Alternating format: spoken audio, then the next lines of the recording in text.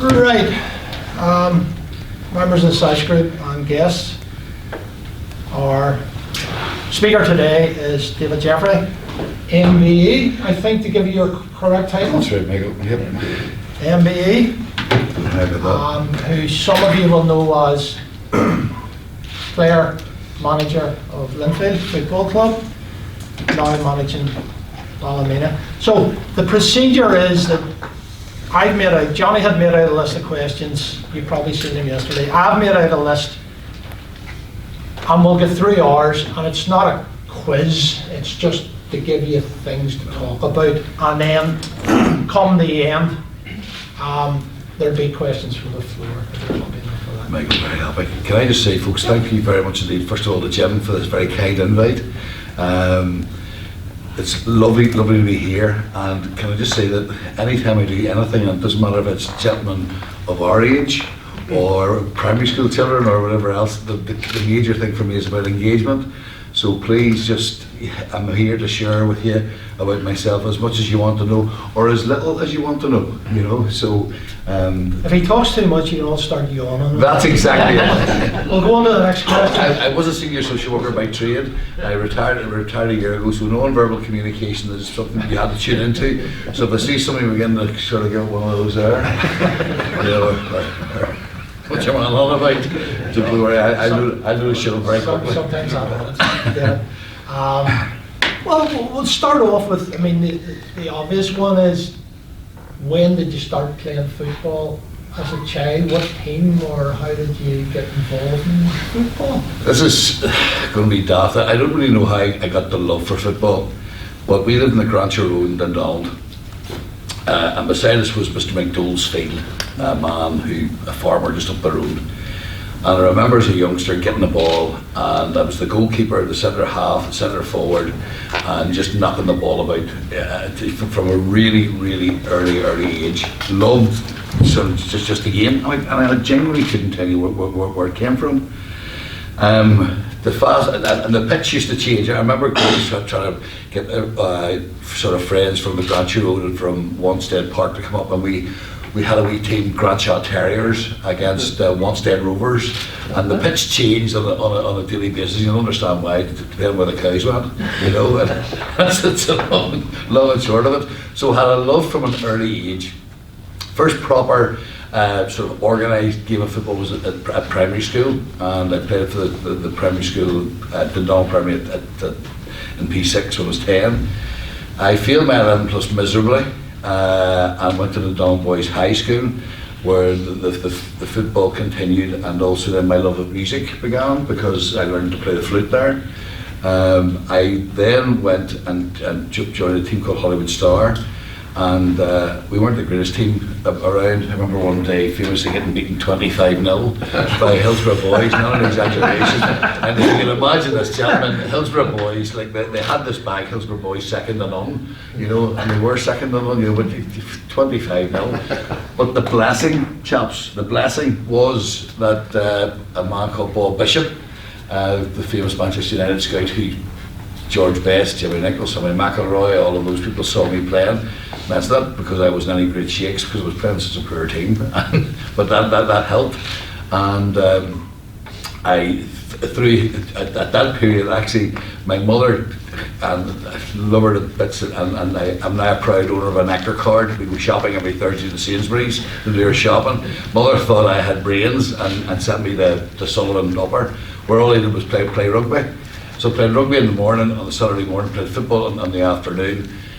But played for this team, Hollywood Star, and through that, as I say, Bob Bishop scouted me. I then got picked for the Northern Ireland Schoolboys, and from then things then sort of went very quickly. Manchester United asked me to go across and play, or asked me to go across every weekend to play for their youth teams.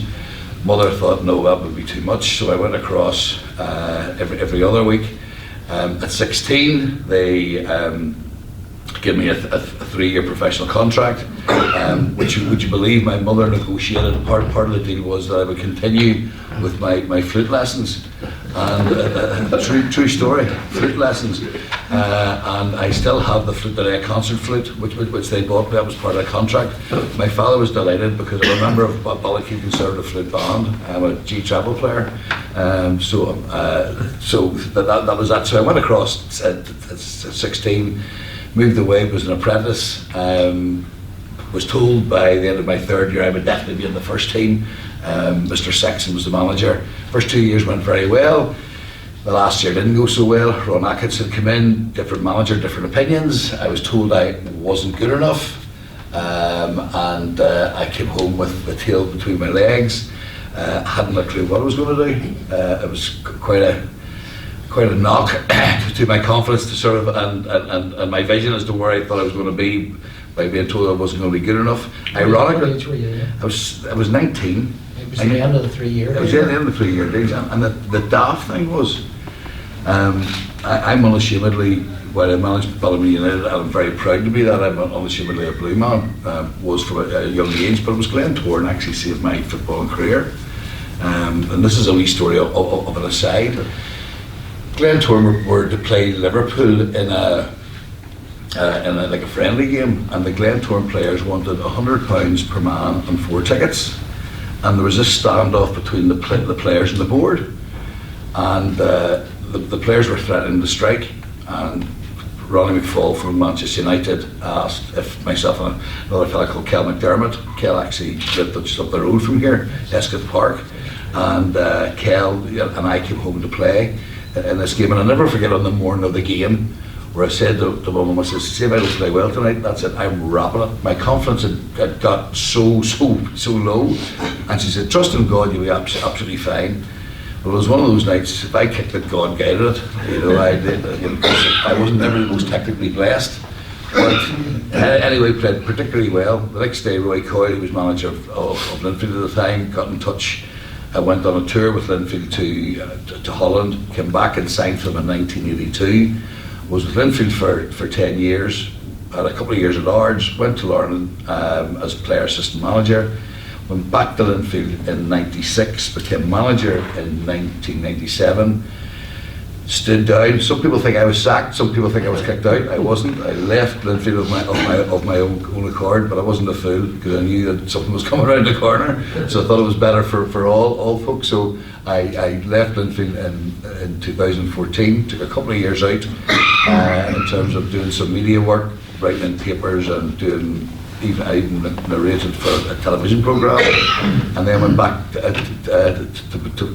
got back into football with Ballymena. So that is a snapshot, Michael, of my football career. You've just taken about 6 of my questions out there. Because apologies. Third was about your time at Manchester United. You played for the youth team. Played for the youth team. Was there anybody famous? Anybody more famous than you? Oh, gee, I was the time at Manchester United was actually a great character building experience because everybody thought it was really glam. I remember going there as an apprentice, and you know, you seemed to work harder than anybody else. You know, you would have been there before the first team players or the reserve team players, and you were later than them in any given day. And I remember one of the tasks that we had was to clean the boots. And there was one very famous player, Martin Buchan, who was captain of Scotland. I was his. You were assigned various pros. And this is when it shows how crazy, when you see how advertising and everything is in this day and age. But back in the day, if the club were given the nod that they were going to be a match of the day on the Saturday night, the players would have had their boots painted. And that's the truth. So they had Puma, for any people, the Puma sign or the Adidas with the 3 white stripes. But Martin Buchan never liked having his boots painted. And I remember my job was to polish his boots. Then it was to get the white spirit and take the polish off the 3 white stripes. And I kid you not, with an old toothbrush, then to try and get a shine in the black parts between the white stripes. That's a crazy situation. And that was with you. And I suppose from then, I remember my father being very clear to me. He says, don't go over there and think you're something that you're not, and listen to everybody. And he says, absolutely everybody. And one of the people who I listened most to actually was the kit man, who was a really, really good man. Norman was his name. But that sort of gave me basics for how I have lived my life since then, that I would never do anything. I would never ask anyone to do something that I wouldn't be prepared to do myself. And that's it. But it was not, as I say, going to Manchester United certainly wasn't glamorous in that first year. Apologies. Oh no. In terms of famous people, there was Brian Robson, there was Ray Wilkins. I'll tell you a lovely story about Ray Wilkins, and this ties in with the Ballachin Conservative Band. We were looking to get money to buy new flutes, and Ray Wilkins actually played playing for England, as was Gary Bailey, and I explained to him about this little part band who played part music, and we didn't have enough lot of money, and could they help me? And true to the word, they both played for England, came back into training the next day, and Ray Wilkins gave me a pair of his Patrick boots, and Gary Bailey gave me a top, and we auctioned them and helped us buy money for our flutes back in the day. But there was, as I say, there was lots of Gordon McQueen, like Sammy McElroy, Jimmy Nicholl was a particular favourite. Jimmy was from here, obviously, and he was fantastic. He looked after the young Irish boys very well. So there was lots and lots of very famous people. Was there anybody on the youth team at that time? I know Brian Robson and all, captain of Man United or captain of England and all that there. Famously Norman Whiteside. Norman was a couple of years below me, and Norman actually followed the same route as I did in terms of travelling across at weekends. Norman was just a ridiculously special talent. Yeah. We actually have a picture of Norman, Mark Hughes actually played in the same team. Alan Davis, who played for Manchester United and Wales, and sadly took his own life. Very sadly, but they would have been standout names of lads who actually went through and made it and made it properly. Another guy was a fellow called Stephen Pears, who was a goalkeeper who went on and played for Middlesbrough. So there was lads who hit the top, and there was other lads like myself who then found a level that was our level. Well, it was part-time in England or Wales or back up in Scotland or over here in Northern Ireland, but Norman probably would have been the most. Norman and Mark Hughes would have been the most. I remember seeing Norman playing for Karen Martin down at Seaview. We were playing a team from Lisburn. You know, the big youth cup final or whatever it was, or schools cup final. I think the first match was 2 each. I think he got the two of them, and he played against a good centre half. I think it was a Lisburn team, but he scored 6 then in the replay. The replay was like a Wednesday afternoon. My dad wanted to go, and I took a half day off work and went. And he was 6 foot, 14 stone, skinhead, but he was skillful. Norman was ridiculously good technically. Yeah. He was an unbelievable talent. Wasn't blessed with the greatest pace. No, but really didn't need pace. To tell you the truth, was extraordinarily good in terms of his positional sense. Could have played, as I say, up top, or he could have played in the middle of the park. Was as hard as you would ever want to meet, and phenomenal footballer. You mentioned coming back at 19. I've written disappointed, disillusioned. Obviously, you've referred to it. That disappointed in disillusions, Michael. And probably another thing that I learned from you learn, I suppose, all the time, but was how to treat young men. I remember Ron Atkinson, and it was very callous, or so I thought. But when I look back on it now, he had to deliver a message. He had to tell me that that he didn't think, or that I wasn't getting my contract renewed, and the reason why I wasn't getting it renewed, because in his opinion I wasn't good enough to play for Manchester United. That was the long and short of it. But it probably wasn't what he said; it's how he said it. If that makes any sense to you, and I have taken that lesson into my management, but I do have, I've had many difficult conversations with young men who, for one reason or another, will not get a new contract and won't be retained. But it's how you say it, and you would like to say it with a compassion. And yet, what I've got to say is that out of that,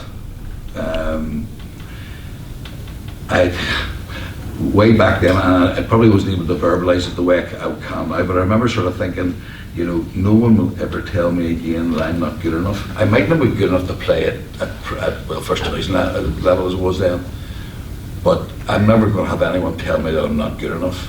And I was doing a thing recently up at one of the local schools here, and I said to the primary school kids, don't let anybody ever tell you you're not good enough. I wasn't good enough to play at that league level, but I remember an old school teacher of mine, actually managed the schoolboys, Alec Russell. He said, be the best you can be at whatever level that you're at. I found my level in the Irish League, and I felt for a period probably was the best centre back there was in the Irish League.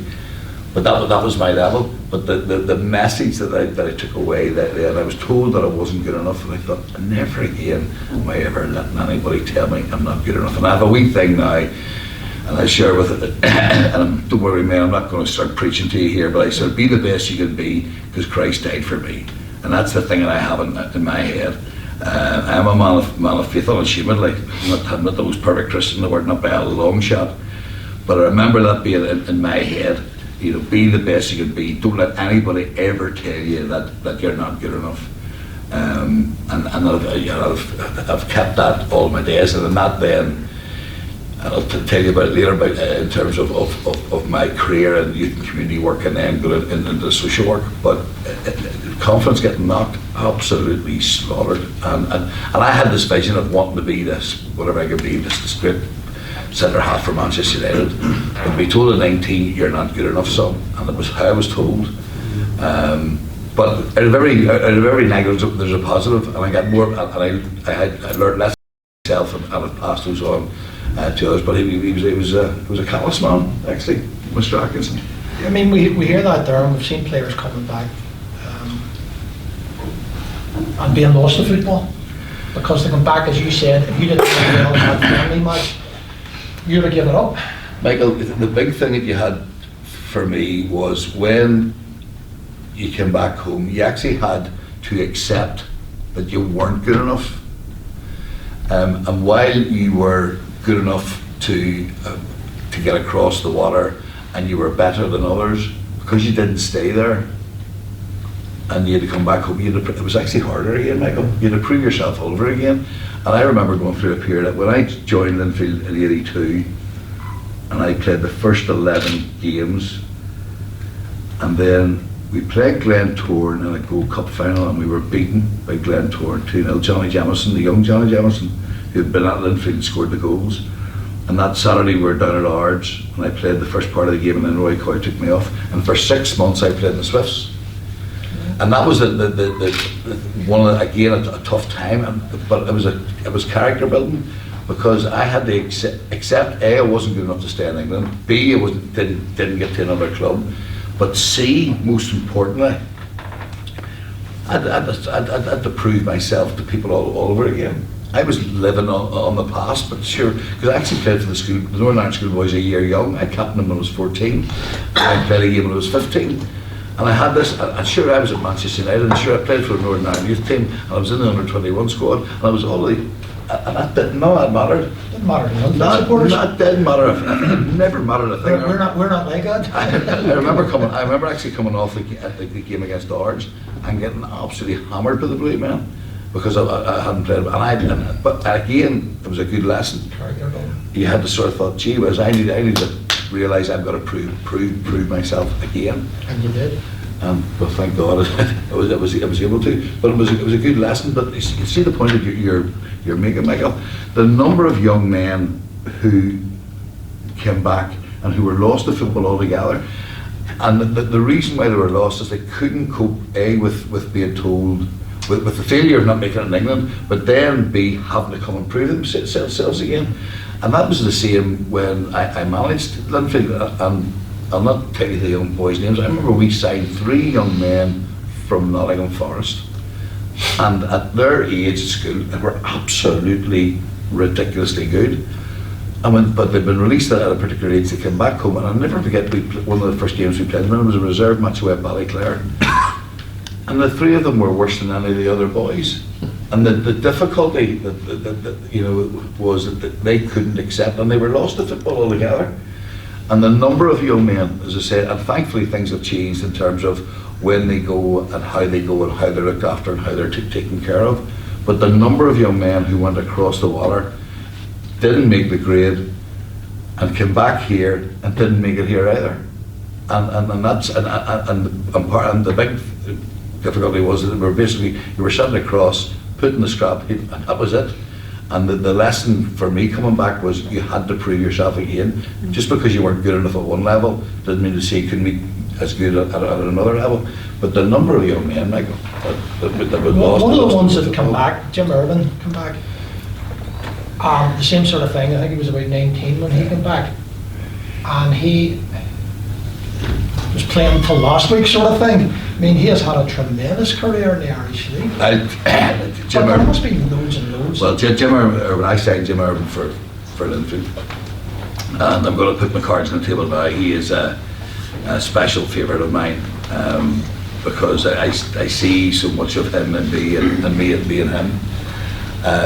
He was we used to have the old boot room at Linfield, and we had a fantastic picture of it. I think it was maybe the Count General Machinery one, but Jim was a ball boy at Linfield, and then obviously worked his way through and went across the water, came back home side, and then was at Linfield for, guts of 10 years. I'm going to tell you a couple of things. He's a fantastic person, absolutely unbelievable person, brilliant footballer. Probably one of the best professionals that I've ever worked with. There's another lad from this area, Jamie Marks. I don't know if anybody would have known Jamie. Jamie was, talk about a dedicated man. Jim Irvin is in that category. And I tell you the great thing about Jim just wanted to play. And I've got to say, he wasn't playing as many games as he would like, and he was coming up to his 10th year at Linfield. Now, when you do 10 years at Linfield, you get a testimonial. He was coming up to that, and he is still another year and a bit of his contract to go, but just wanted to play. Just wanted that. And I remember the conversation with him, and said, "Are you sure you want to be?" He asked to be released from his contract, or could he be transferred? And I remember sort of thinking, you are some player, why would I want to be letting you go? Because we were very much about squad, and your team is only as good as your squad. And he was an outstanding player, but I can't remember why he wasn't getting to play as regularly as he would have wanted to. But here was a young man who just loved football, Michael. And I tell you how good the testimonials were at Linfield, and I'll put this to the side. I trained as a youth and community worker in 85 to 87, and worked out in New Mossley, in New Mossley Presbyterian Church, as a Bernardo's funded community project. I went back and did social work training. When I was doing my social work training, at that stage I was married and had 2 children, and the bursary was £3,000 a year, and I had a mortgage and all of the other responsibilities that you have. And I remember my testimonial in 1992 basically got educated me through my social work training. So it was a reasonable amount of money. Didn't matter, the money didn't matter to him. Just wanted to play football. And he went then, left and joined Ballymena, and was with me at Ballymena. Well, it was with Glenn Ferguson signed him, and then when I arrived, Brian McLaughlin, when I arrived, he was there. But fantastic footballer, and he's a brilliant example of someone who didn't make it at, I think it was Forest that he was at, who didn't make it at Forest, but came back home and really applied himself, and he's 37 now, and he's still playing. And he's still playing for Kerry. He's an outstanding young man.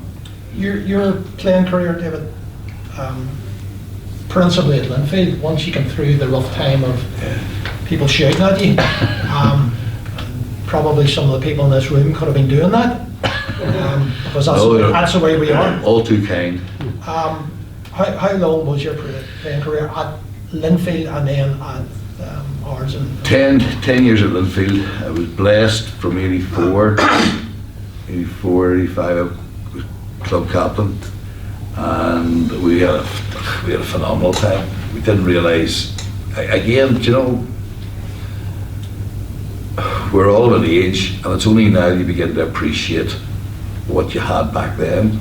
You know, I remember coming in, you know, the likes of George, these were heroes of mine. I used to go and watch George Dunlop, what a goalkeeper, Peter Rafferty, gee whiz, Lindsay McKeown, Trevor Anderson, you know, Davy Nixon. And you go on, those blue in the face when you were coming into that group, and that era was beginning to a period of change. But at 10 incredible years at Linfield, where we won the league 6 years in a trot, never won an Irish Cup, would you believe? Never won a blooming Irish Cup as a player.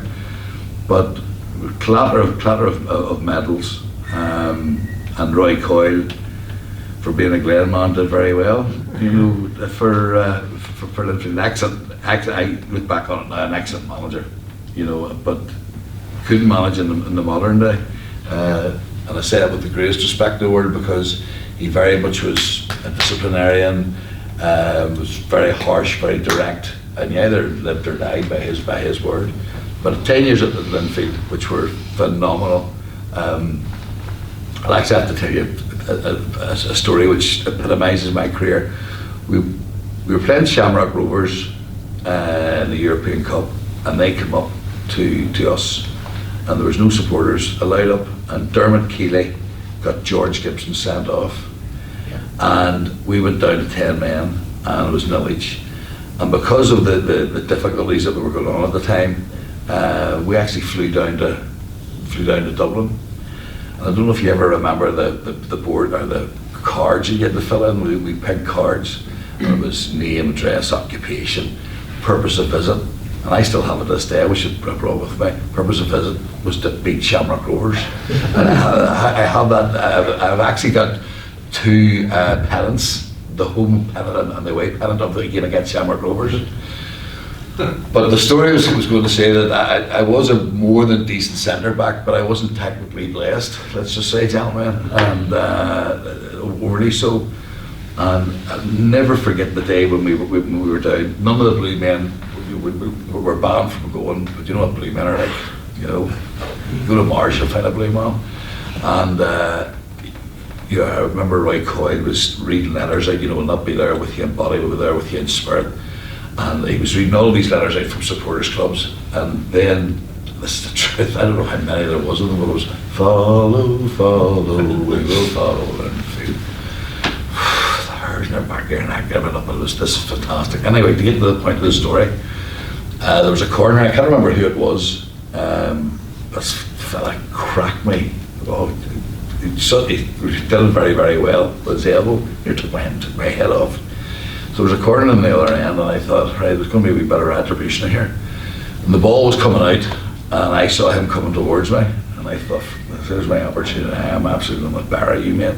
You know, and I went the whole way through, caught the ball as clean as a nut. The ball ended up in the back of the net as if it was this great strike, and I ran the length of Milltown right down to the blue men with it. And I did it her back in the day, man. I was a bit of a Greek god, to tell you the truth, you know what I mean? You know, back at Dallas, but I remember beating down the whole way down, giving it this. And I thought, I remember back at the time thinking, if anybody ever knew that I had no intention of striking the ball, I was like the buster boy who had busted me earlier on. But the playing career at Linfield was phenomenal, brilliant. My time at Linfield, I had a year of my contract left when Eric Boyer joined the club, but it was clear that Eric maybe thought my better days were over, and I just wanted to play. I was a bit like Jim, wanted to play, and didn't stay. Went to Ards, had a couple of good years there. And then Roy Coyle under Paul Malone, who I've got to say was, when you try to take things from managers, Roy was a great disciplinarian, was an excellent coach. Paul Malone I got more praise from Paul Malone in a week at Ards than I got in 10 years of Roy Coyle. Coyle never blooming said well done to you. He's a blooming nightmare, you know. But Paul was different. I had a couple of great years under Paul. Roy came back to Ards, and it was coming to the end of my career, or end of my contract then, and an opportunity came up to go to Larne as player assistant manager. And at that stage, I was 33, 34, and I was eating briefing like sweets, you know, and knees were beginning to go and the back was going, whatever else. And I just knew that I wanted to go into management. I'd started my coaching badges, and this was an opportunity for me to go and to be player assistant manager with a lovely man called Shay Hamill, God rest him, who passed away several years back. But that was my playing career. It was a good career, and God truly blessed me. But the time playing for Linfield was just extra special. You know, I remember one particular game going to watch Linfield down at Ards in an Irish Cup match. I played for the Northern Ireland schoolboys that morning in a preparation game, and went down and Linfield beat Ards 6-0. And I remember being on the pitch and running around after Davy Nixon, and then to have that opportunity to go and play for your boyhood team, it was just incredible. So I was blessed. 10 good years at Linfield, over three at Ards, and then two and a bit at Larne, and that was my playing career. That's when you started in the management. Yeah. So you done, what did you do, a couple of years at Larne? A couple of years in Larne, and then moved on. I know. Well, no, actually, I tell you again, this is something which I want to be totally transparent about. I remember at the time Johnny Black was the chairman, and he had told us that there was a certain budget, and my job was to basically sign. One of the asked was to sign players, which is good training for me in terms of going forward. But I'll never forget when one week he came and he said, and some of the boys were saying they were in 40 quid a week. That's what the budget was across the board, 40 quid a week. Everyone was in 40 quid. No one was higher or lower, it was 40 quid. And some of the boys came in and said, my pay packet's short, I've only got 20. And so I went to Johnny Black and said, listen, some of the boys are saying they've only got 20. What did you not know? When they don't play for the first team, they don't get their £40, they only get £20 for the reserves. And I said, you didn't tell me that when I was negotiating. You told me every man was on 40 quid a week regardless. I said, the only way I'd stay on is this, yeah, I've got to explain this to these gentlemen. And if anyone wants to leave, then they should be allowed to. And he was right against us. And I said, absolutely not. You told me that was the budget. That was the agreement I had with the players. And I suppose the thing for me was, your word's your bond. Your word's your bond. And fast forward to the story, there's only one player actually who left, because the rest of them got it in their heads, well, okay, well, if we're in the first team, we'll get 40 quid, that's where we want to be, and if we're not doing well enough, so they worked that out in their heads. But there was two other occasions then where basically promises were made and they weren't fulfilled, and it was on the third occasion when basically wasn't being told the blooming truth. Later he did come out and tell the truth that in terms of the money side of things, I actually left Larne and was out of the game for a couple of months, and I hadn't a clue what it was. Saturday was work, you know, because you went to games, and then I got a call from Trevor Anderson and asked if I would come back to Linfield as assistant manager. They'd never had an assistant manager before, and I thought, yeah, that would be great, you know, coming back. First game wasn't so great. First game was against Glentoran and Chendas 3-0. I got called all the names and then spat upon half the day as well, you know. But that was the introduction. That was 96. I came back as assistant manager, and then coming up to Christmas, I got a word in the ear that Trevor may be moving on and going to Newry. That was a big shock in the Irish League at that time. Massive in terms of that. But I remember saying to Trevor, I says, Trevor, you will have all of my loyalty. There will never be a word passed outside, and I, to this day, before my father and Evan, was very clear about that. But I also said to him, I said, when it is your time not to be Linfield manager, please understand this, that should I be considered, I would want the job. because I supported Linfield, I played for Linfield, captain Linfield, and the one thing that I want to have in my career is then to manage them, and he was fine with that.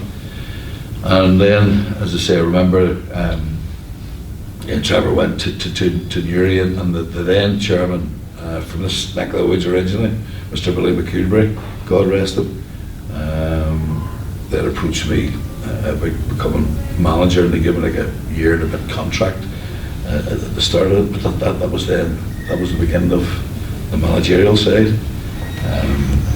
So going back as assistant manager was good, but even though I played there for 10 years and had that period with Trevor as assistant manager, nothing prepared me until I became manager, and I was manager 34. I'm 60 now, and I think, gee whiz, I thought I knew it all 34. I knew absolutely nothing, but that was the beginning of the roller coaster. Is this when you needed an assistant yourself? So is this when Brian came into the picture? Brian McLaughlin was an incredible man, is an incredible man. And I remember I'd got the word that I could be approached, and a lot of people thought I would go in. I was very close with John Garrett and Stephen McKee, and there was other players, and they thought I would go for another blue man. And if this makes any sense to you, and it's not in any way a reflection on them, but I was very clear, I will only be as good as the people I surround myself with. And I didn't want a nod and duck, and I didn't want a yes man. I wanted someone who would challenge me, but I wanted someone who was extra super loyal. To go back to the Lauren days, I was tasked with getting a reserve team manager, and I remember approaching Brian, and Brian said, yeah, but here's my conditions. He said, if you send first team players down to play for us on a Saturday and they're not good enough, they'll not be staying on the pitch, I'll be taking them off. I went, flip. Well, I was thinking about him, that's fine. I just say, absolutely, of course, you'll be in charge that given day. I'll not be telling you what to do or what not to do. And I thought, well, he's certainly not a nod and duck. And I remember this sticks out to me. Lauren used to play with White Sox, the White Sox, and Indra was brutal. I don't know how many pairs of White Sox would have gone through. He says, the White Sox that come down, I want them to be as white as the first teams. I said, I don't want all the second-hand stuff, and I thought, gee, was attention to detail. And those are the things that stuck in my head. Third thing, that he was ultra loyal.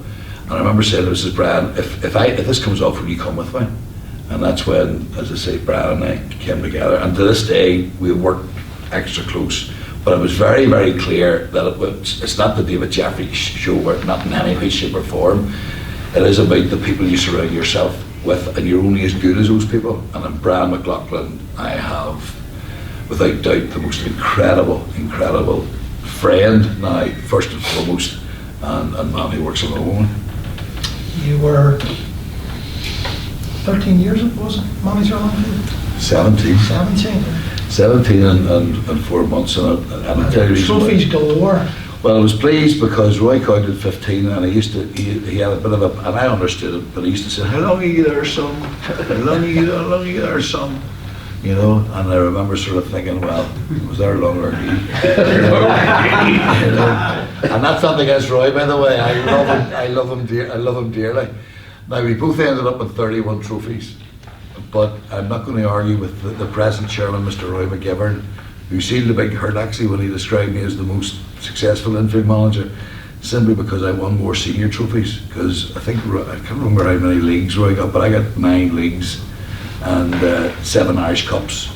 So Roy McGivern put me down as most successful, and I'll agree with Roy on this occasion. So I served longer than Roy Coyne, and according to Roy McGivern, I'm the most successful manager. So I'm going to go with that. And this is going to sound really stupid. I love being Linfield manager more now than I ever did when I was the Linfield manager. If that makes any sense to you, Mike. If that makes any sense, Michael.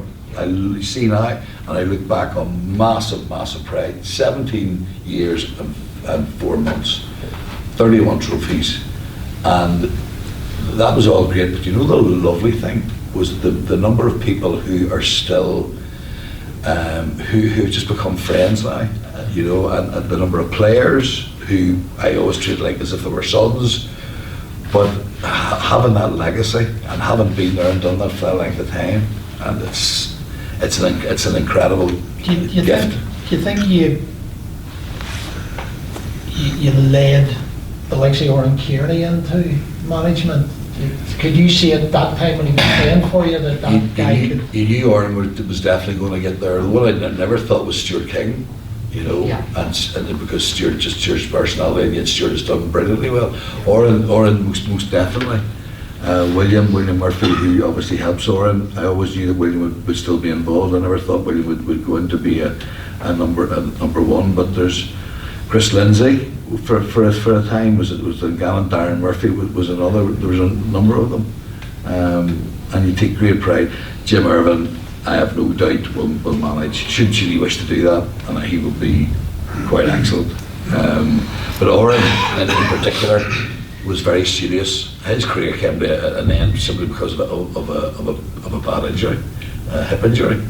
And he finished very early, so he's young to be a manager, but when he got this chance over in St Mirren, myself and Rose, we had the first Glengormley St Mirren supporters club, you know. The club only lasted a year, because he then came back home again. But no, Oran, most definitely you'd see that he was going to be a manager, and he's done brilliantly. Out of your trophies, I would assume that one that gave you pleasure was the St Anta. As a player, or was it? No, St Anta. People always say when we beat Glentour in the Irish Cup to do the clean sweep, and Linfield hadn't beaten Glentour in an Irish Cup for I don't know how. If it was something ridiculous, was that not the best? Not a chance in the world. Not a chance. Shelburne, Dublin, 2005 was, without a shadow of a doubt, the best ever. We had played at Glentour in the famous Morgan Day, and we had to go back across then at Glentour to win the league. And I remember being greeted warmly as always by the Glentour faithful, and the song getting out from the tannoy, cheer up baby Jeffrey, oh what can it mean, and you know the rest of the words, you know, Daydream Believer. And there was only a handful of blue men went across, the real diehards, and we had to beat Glentour, I think, to top our group into the final, and we played really, really well that night, and to Glentour, it didn't matter, they won the league, and that was fine, fair enough. That was okay. So I got Shelburne. Shelburne had 23 full-time professionals, as I remember. It was managed by Pat Fennell, and they were the top team. No one gave us a pup's chance. Not a pup's chance. And I remember sort of talking to the players and saying, you know, we siege mentality. That's how we worked. You know, a lot of the times everyone's against you. No one likes us. We don't care. This is how you have to have in your head, you know. And we went down that night. I think there was about 2,000 blue men who were phenomenal, behaviour-wise, singing-wise. Everything was incredible. And we beat Shelburne 2-0, and that's the best of the absolute best, because the players had to come from being hammered in terms of the Morgan Day. We were all so down. We had to go to our fiercest rivals, Glentour, to win that game to get ourselves down to Dublin. No one gives a chance. We went down and we were just amazing and immense. I remember sleeping in the St Anta Cup and that night, and that was the most marvellous, unbelievable weekend. And a little quip that I had afterwards, I remember speaking at Lord Wallace Brown's inaugural dinner. He was Mayor of Belfast City Council. And I remember taking an opportunity and saying that and saying how it was great that Glentour had won the league. and it must be fantastic to be champions of 6 counties. I said, but Linfield have done something which no one else has done. We've united Ireland again. We're going to be the champions. I give it the whole shooting match, and I give me that opportunity. And I said, in these days of new political dispensation and whatever else, and it was obviously a joke, but that was the greatest ever achievement, because it was so much backs to the wall. Same as a player when we were going to Shamrock Rovers, no one gave Linfield a pup's chance, no one gave Linfield a chance in the Santanta Cup, and we went down and we won. And the pleasing thing is that, you know, Linfield, you would have had, you know, put at them that they're a sectarian club and it was only Protestants, and all of this absolute nonsense. If anyone knows anything about Linfield's history at all, right throughout their time, and we went down with a team. I remember boys who just wanted to play for Linfield Football Club, and it didn't matter if you were, you know, William Murphy from here, or Paul McAreevy, or Oren Kearney, or whoever, and they went down and they loved the club, loved the badge, loved the supporters, and that was the greatest night ever. You know. Then the good thing was the following year we done the clean sweep. Indeed. The alleged Morgan Day when they won nothing was not the one the following week. They actually, all they done was upset us. That's right.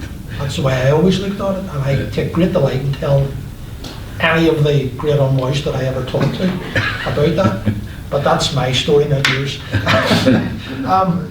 Ballymena. How's Ballymena been managing? Ballymena is the pressure is no less in that, while obviously you have high standards at Linfield and the demands and the supporters are immense. The one thing is my own need to win. Blessed to go there under John Taggart, who is now since stepped down as chairman, and Don Sterling, who has since passed. May he rest in peace. Fantastic man. I'd been out of football for a couple of years. They phoned, I remember it was the first week of March 2016. I remember it vividly because actually my father was across with my sisters in England and had fallen down the stairs. How he's still living to this day I do not know, because he had an awful accident. But I remember telling him about how it was at Linfield, and how we had a board and various committees, and how, you know, all of the structures and the processes. And I said I really wouldn't want to go back to that, but what I would want to do is to, you know, it's not that I'm not being accountable to a board or responsible to a board. Obviously you are, but you know, for easy working, if I could work with two men, and I was, as I say, John Taggart and Don Sterling were those two gentlemen, and I became their longest serving manager on the 7th of March this year. 7 years there. So there's been some great times, there's been some difficult times. The challenge is different because they don't have the resources that other clubs have had. We've done particularly well. One year we actually pushed the Blues to second. Yeah. It's getting tougher and tougher, but we've got ourselves into the 3rd Irish Cup in 4 years, Irish Cup final. Last year was a nightmare in terms of how we lost that. So it's very enjoyable. It's obviously, with being a provincial club, there are a number of things which are different, but their supporters are no less passionate. You still get those who love you and who are for you. You get those who don't, and you get those in the middle who are ambivalent. You know, so those change. But I've had a most blessed time there. We've gone into Europe twice. We won the first major trophy back in 2017 for so many years, and countless finals. The difficulty is that the gap is, and this is not making excuses or complaining, because I'm delighted with the investment there is in the Irish League, but the gap is getting bigger and it's getting greater, and it's getting certainly a harder job to do. That's you know, the full-time football isn't viable in the Irish League, because we seem to have got a tops. No, you're 100% right. 6, and you know, then the rest. Mr. Bruce has done brilliantly down in Larne. He has put in over 5 million. Whether that will continue to be sustainable, I don't know. Now, they have a very good business plan, and up where the tiers good and all the things they've done, but they've done that particularly well. Linfield found themselves in a situation where they had to come, full time. They have built up over the years,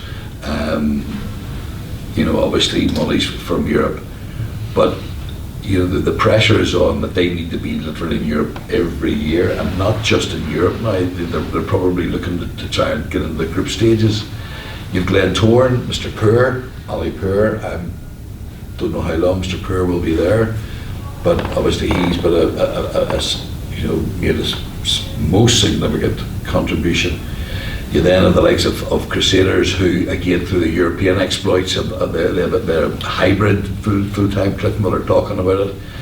Unless clubs have got a sustainable annual income, you'll not go full-time on the back of attendances or sponsorship. No. See, down south there was teams that had done well, Shamrock Rovers, Shelburne, and a year later they went bust.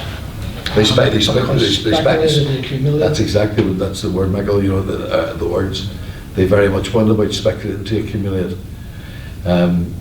People talk about the league going full time here, unless there is a massive input of monies from or some Sky TV or something. Yeah, or from the government or whatever else. I don't know how it's sustainable, because I shouldn't share this openly because it's in the public domain.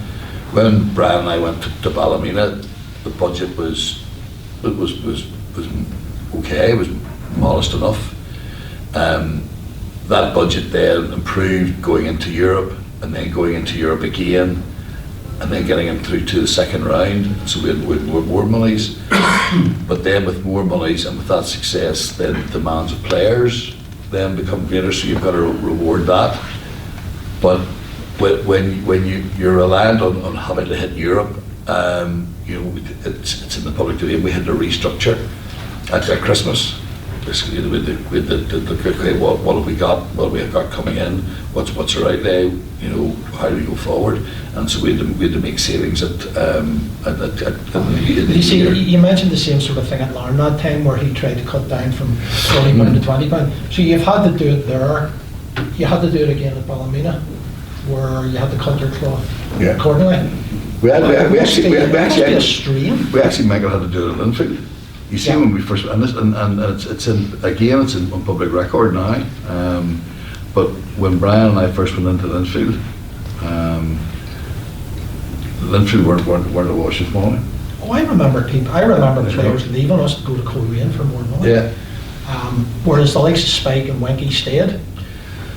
We got Glenn, only because it was the first European. I'm not sure if this club's still going. It was the first European Linfield Supporters Club. And a lovely man, God rest him, Frankie Taylor, was part of that. Was part of that club. Jackie Hewitt was part of it. There was a number of them who had come together and put monies to go away cheer. Linfield hadn't been in Europe for X amount of years, and I remember there's no such thing as a one-man team, but there is such a thing as one man will make a team. And I remember Glenn Ferguson, and there was a report had come out that Glenavon were having financial difficulties. And I remember phoning Nigel Best, who was the manager at the time, and making an inquiry about Glenn. And then from there, things unravelled. But it was, Linfield didn't have the money to pay for Glenn. They had to take a loan.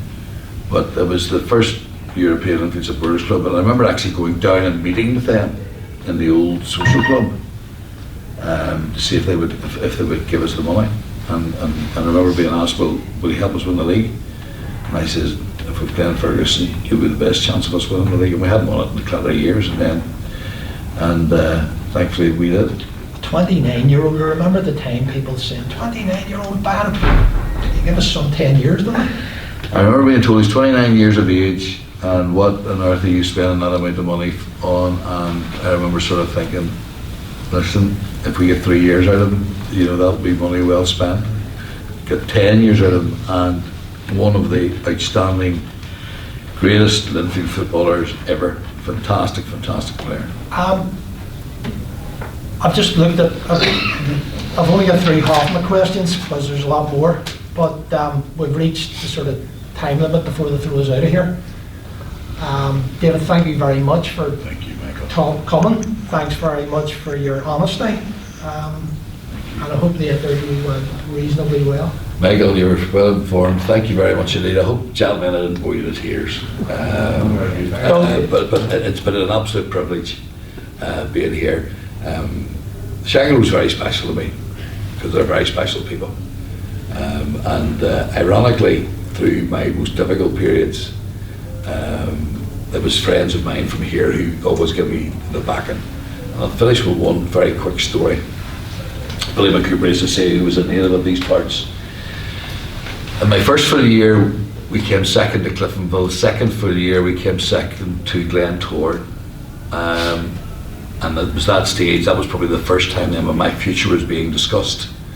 And I remember the Crusaders, Billy McCooper says, David, I'm not sure if we're going to be able to hold on to your job. There are the rumblings, and the rumblings were because Glentour won the league. You know, and that's like Rangers Celtic, you know, it's that sort of mentality. He says, but I'll be doing my very best to keep you in your job. And I said, Mr. Chairman, you know, you do whatever you think is right for the club. And the most endearing memory that I have was the day that we won the league down at Coleraine. We actually didn't win the game. Glentour got beaten at Distillery. But getting the hug of Billy McCooper was immense and amazing, and such loyalty and values, ethics, principles, the whole shooting match. And so I have been blessed greatly by by knowing many great men from this area. And thanks very much indeed for having me. And as I say, I hope I didn't bore you too much, but absolute privilege and pleasure being here, gentlemen. Thank you very much.